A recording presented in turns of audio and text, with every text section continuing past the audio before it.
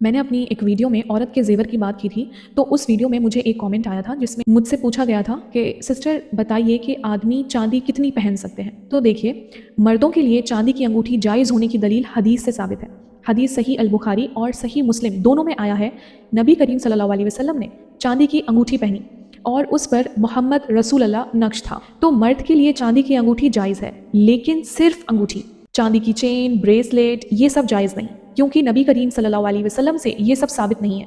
سونے کے بارے میں نبی کریم صلی اللہ علیہ وسلم نے فرمایا ہے، سونا میری امت کے مردوں پر حرام اور عورتوں کے لیے حلال ہے۔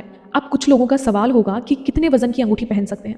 وزن جو ہے وہ ہلکا ہو اور نارمل سائز کی چاندی کی انگوٹھی ہو۔ بہت بھاری، فیشن یا زینت کے لیے ہیوی رنگ مردوں پر جائز نہیں، کیونکہ یہ عورتوں کی مشابہت ہو جائے گی۔ عورتیں اپنے ہاتھوں کی خوبصورتی کو بڑھانے کے لیے انگوٹھی پہنتی ہیں، تو یہ ان کی زینت ہے۔ مردوں کی انگوٹھی فٹ اور نارمل سائز ہونی چاہیے، تاکہ وہ صرف پہچان کے لیے ہو، زینت کے لیے نہ لگے۔ امید ہے یہ انفارمیشن آپ کے کام آئے گی، اسے دوسروں کو بھی شیئر کریے۔ السلام علیکم ورحمۃ اللہ وبرکاتہ۔